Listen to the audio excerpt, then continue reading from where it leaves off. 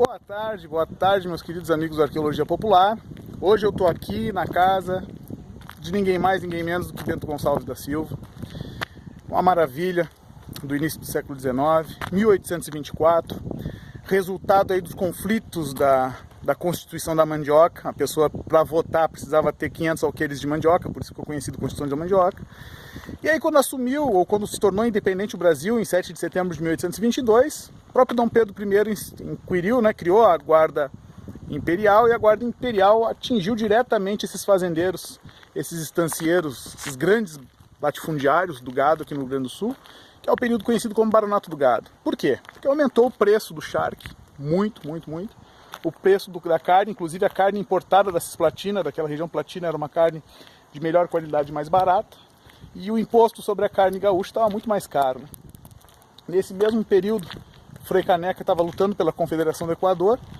Aí mandaram enforcar o Frei Caneca e ele acabou sendo fuzilado porque o Carrasco não queria enforcar ele porque ia pro inferno. O cara do fuzil falou assim: pô, cara, mas tu é Carrasco, já enforcou milhares de... Não, mas o Frei Caneca é diferente. O Bento Gonçalves aqui, ele é um vulto que não tem muita diferença disso, né? Foi o primeiro esforço republicano, de uma revolução que começou devido a questões econômicas. O preço do sal estava lá em cima e o imposto sobre os produtos, sebo, casco, chifre, estava muito alto. Mas o que eu quero mostrar para vocês hoje aqui dentro, a gente conseguiu, o pessoal deixou a gente filmar ali dentro, tal, direitinho.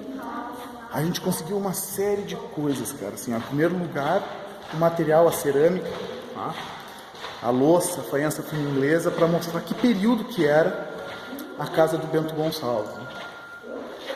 A espessura das paredes é algo fascinante, gente, olha só.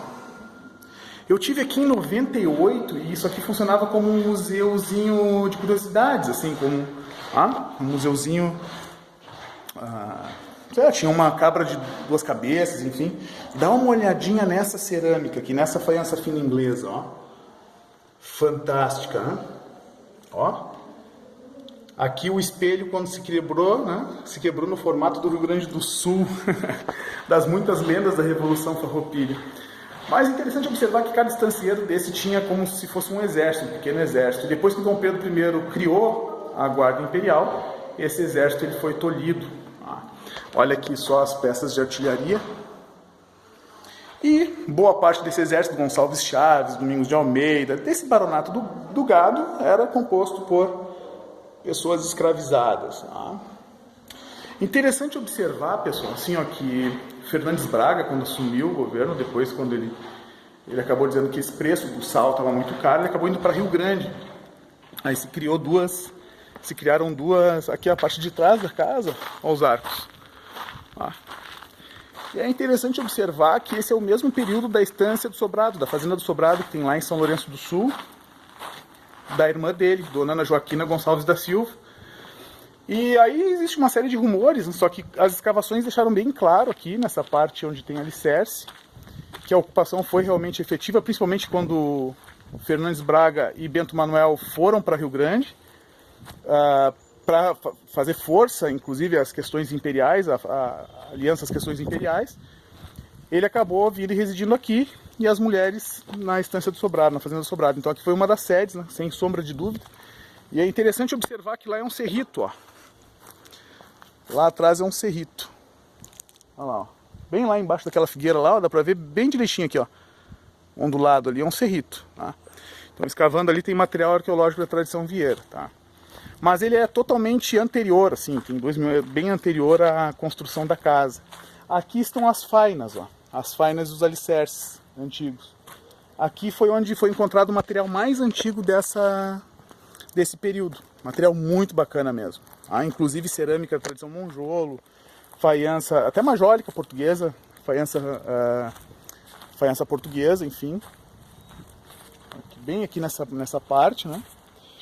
E é interessante observar que Fernandes Braga e Bento Manuel, ao se unir às forças imperiais, eles acabaram traindo os revolucionários que, a princípio, em 1875, era um movimento contra os impostos, contra a pressão do Império, contra essa Constituição da Mandioca de 1822 e contra a entrada do produto platino a um preço mais razoável do que o produto gaúcho, republicano. Então se separou, se dividiu entre imperiais, né? Aqui dá para ver o alicerce bem direitinho, ó. E o material feito desses alicerces é tudo material ígneo, tá? Porque aqui a gente, inclusive o nome do município é Cristal, é um material ígneo de formação vulcânica. É um material granítico de formação cristalina, tá? Muito bacana. Tem também essa história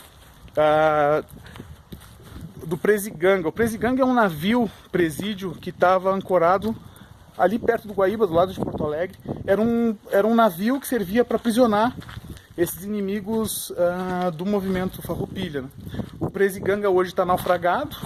Quem passa pela ponte do Guaíba ali consegue ver ele quando a água está muito clara, salgada. Quando a água está mais salobra, a gente consegue observar o Presiganga naufragado. Assim, eu consegui ver esse navio várias vezes, né? Aqui algumas charretes da época. Algum material da época, né? Esse, por estar pintado de vermelho, ele deve ter servido de alguma estrutura militar, alguma coisa assim. Mas, gente, é lindo. É lindo. Convido todos vocês a conhecer o Parque Bento Gonçalves. É um parque muito lindo mesmo. De uma importância histórica absurda, assim, né? Que conta boa parte da história desses revolucionários. Começou como uma luta por preços para os nossos produtos mais... Só que aí depois, em 1836, logo até 39, começou os ideais mais republicanos, vindos inclusive da troca e da conversa com Frei Caneca e com outros republicanos da época, né? Mas como eu falei para vocês, tudo isso vem de uma política após o período pombalino. A Dona Maria I cria aquele processo de viradeira, onde ela começa a meter pressão mesmo, os latifundiários, para que eles para cobrar caro pelos seus produtos, né, principalmente os produtos mineiros. E aí Dom Pedro I, no período regencial, ele acaba minando essas estruturas desses fazendeiros, né? Vou mostrar para vocês os documentos ali da posse do Bento Gonçalves como governador. E aí várias localidades foram marcadas como ponto alto assim da República, né? Capital Piratini, enfim, Bagé. Mas eu não tenho dúvida que a casa era aqui, porque a estrutura e o material arqueológico ele condiz com o que foi encontrado. Então virou um memorial. Memorial super tradicional.